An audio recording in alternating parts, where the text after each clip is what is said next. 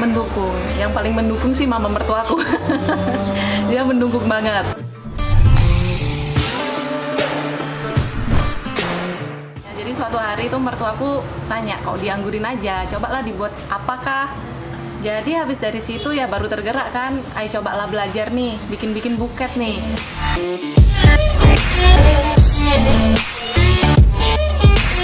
Baru aku kasih opsi-opsinya, karena kan nggak semua orang budgetnya pasti sama nih, jadi ya random aja. Jadi aku lebih enak aku ngikutin mereka, sama ngikutin maunya mereka nih kayak mana sih.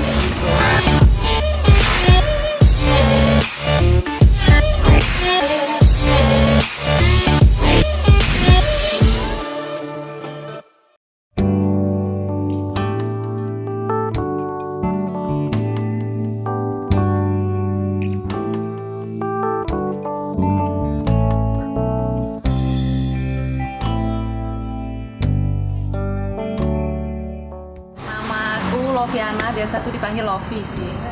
Kalau mulainya sih dari akhir 2018, awal 2019 lah. Tapi waktu itu masih sering ku tinggal-tinggal sih waktu itu. Kalau awal mula nggak ada rencana sih, semua nih iseng aja. Jadi dulu awal mulanya malah pingin bikin papan ucapan. Jadi beli bahan-bahannya, macam bunga-bunganya, tapi ku anggurin. Ya, jadi suatu hari itu mertuaku tanya, kok dianggurin aja, cobalah dibuat apakah. Jadi habis dari situ ya baru tergerak kan, ayo cobalah belajar nih, bikin-bikin buket nih. Nah, basically-nya aku nggak ada basic di sana sama sekali, jadi untuk belajar bikin satu buket aja harus berjam-jam. Ya dari sana pas itu ketepatan sama wisuda Unikal kayaknya.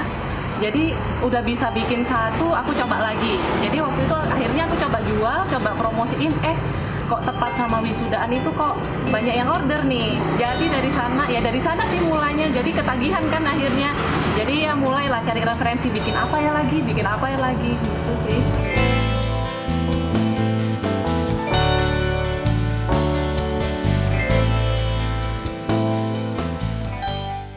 Mulai terlihat perkembangannya buket ini menjanjikan saat dijadikan bisnis itu mulai kapan? Dari awal, karena mungkin dari awal aku buka udah ada yang order, jadi oh ini bisa nih untuk kedepannya, tapi harus cari referensi yang lain, nggak bisa monoton nih, ya kayak gitu sih. Nah, sebenarnya awalnya itu sudah ada bentuk fisik toko seperti ini atau masih sebatas di online? Nggak ada, dulu tuh murni bener-bener online, ada toko fisik begini nih baru belakangan aja. Kalau mau buka usaha ini termasuk besar nggak modal itu semua? Kalau aku benar-benar awal mula untuk buka usaha karena dulu online aja, modalku tuh cuma 700.000 aja. Jadi di sana aku putar-putar sampai bisa seperti ini. Kalau mengerjakan satu bisnis itu membutuhkan berapa lama sih, dan paling sebentar berapa? Paling sebentar biasa kalau mereka mau tunggu tuh setengah jam. Itu yang untuk buket-buket biasa. Tapi kalau misal untuk yang besar, misal standing atau bloombox atau vas, itu biasa aku minta waktu 1-2 jam. Itu yang paling bisa dikategorikan sulit berarti ya? Ya benar, yang agak sulit tuh biasanya yang kayak standing atau bloombox, karena kalau gitu kan harus ngerangkainya harus dilihat, ditancap, dilihat lagi, ditancap, dilihat lagi.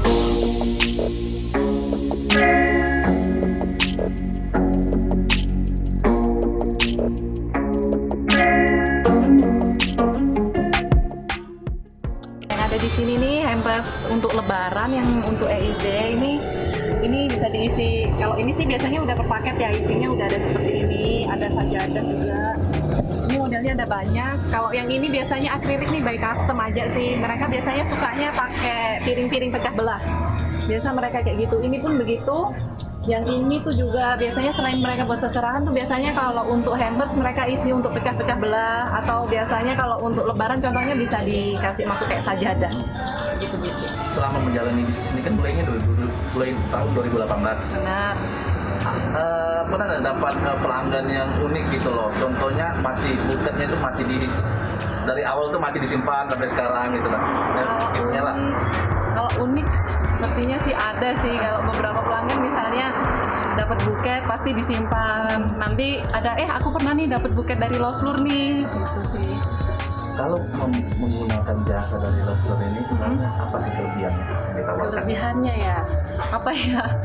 Kalau kelebihannya sih biasanya aku nih nggak pernah yang misal mereka nih request, pengen bikin kayak gini nih Ceh, bisa kah? Nah sedangkan di Tanjung ini dapat barang aja susah kan.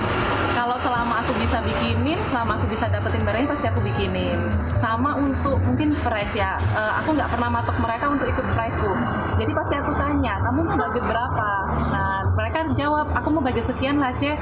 Baru aku kasih opsi-opsinya. Karena kan nggak semua orang budgetnya pasti sama nih. Jadi ya random aja. Jadi aku lebih enak aku ngikutin mereka. Sama ngikutin maunya mereka nih kayak mana sih kayak gitu. Range umur yang masak Cina rata-rata tuh berapa sih umurnya biasanya? Umurnya ya dari yang muda ada, yang tua pun ada sih, nggak tentu sih. Dari yang anak sekolah pun ada, sampai yang biasa ibu tuh ada juga. Gift yang paling termahal tuh biasanya berapa? Kalau gift paling mahal biasanya sejauh ini biasanya standing. Standing itu bisa mereka sampai 2 juta ke atas. Kalau untuk hampers itu biasa sesuai budget mereka sih, itu bisa sampai segitu, 1,5 sampai 2 juta.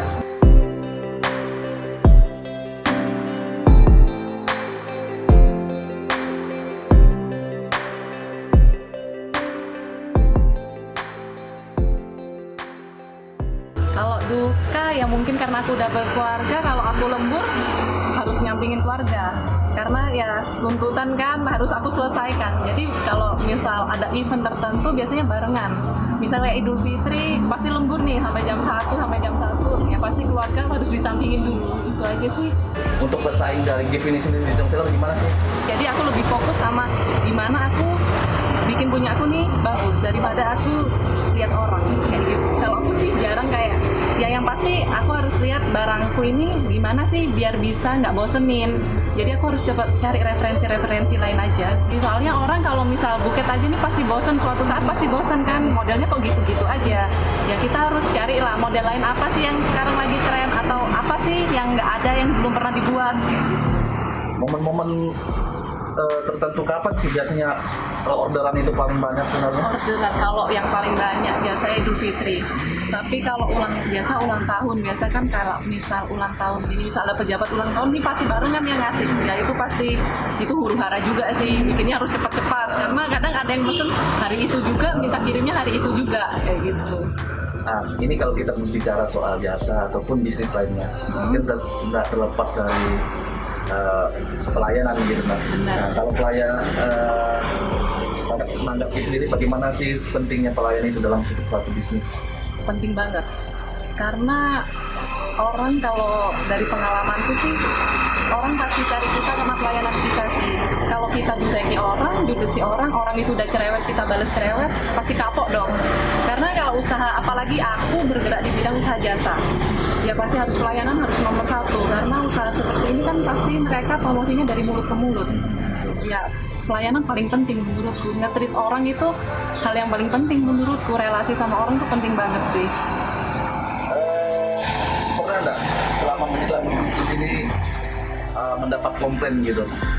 Itu pernah, tapi ya kalau komplain biasa aku terima aja jadi masukan. Nggak bisa juga kita kerasi kan. Berarti dari sebuah masukannya seperti itu. Iya kan kita nggak mungkin kalau mereka kritik kita marah kan, ya itu anggap aja buat kita masukan, berarti kita harus berbenah lagi. Rotan ini biasanya untuk rangkaian bunga. Jadi ini custom, rotannya kan bentuknya macam-macam ya. Jadi custom aja, misalnya mereka mau rotan yang bentuk mana, mau yang budget mana, biasa aku sesuaiin itu aja. Nih, ini packaging. Ini paperback biasanya buat mereka yang beli itu ada paperbacknya ini. Kalau ini biasanya yaitu biasa. Mereka kadang ingin packing apa, pakai ini, aku suruh milih boxnya. Karena di sini cari apa-apa menurutku susah banget. Jadi mau cari misal aku kekurangan kertas aja di sini mau cari itu susah banget. Jadi harus stoknya memang benar-benar ya di stokin dulu biar nggak kekurangan. Berarti pesan online juga ya? Ya lebih banyak biasa aku pesan online atau aku titip sama kan di sana ada keluarga di Jawa kan biasa aku suruh mereka yang cari. Tentu kan itu ketika kita pesan lagi di luar kan ada namanya ongkos kirim. Benar. Itu berpengaruh nggak dari gift kita lagi? Berpengaruh. Makanya banyak orang di sini suka bandingin harga. Di Jawa kenapa segini, di sini kenapa segini. Sedangkan mereka nggak mikir ongkos ke sini sama waktu yang dihabiskan di sana itu berapa gitu sih. Cuma ya sudahlah ketika ini kita mungkin ada kembali sedikit. Sebelum memulai bisnis ini kakak pernah kerja atau memang sebatas jadi ibu rumah tangga ini? Kerja, dulu pernah kerja waktu selesai kuliah aja. Tapi untuk setelah pindah di Tanjung Selor nggak pernah sih. Ini baru saat pertama. Keluarga sendiri khususnya suami sebenarnya ketika membuka usaha ini mendukung nggak sih? Mendukung. Yang paling mendukung sih mama mertuaku. Dia mendukung banget. Sangat-sangat mendukung deh. Nggak tahu ya, mungkin karena dilihatnya aku kok getu banget atau ini kok ada hasil mungkin kan ya. Jadi dia mendukung aja, positif-positif aja nih, daripada nggak ngapa-ngapain juga kemana-kemana kan. Bagusnya di sini bisa jadiin duit kayak gitu sih.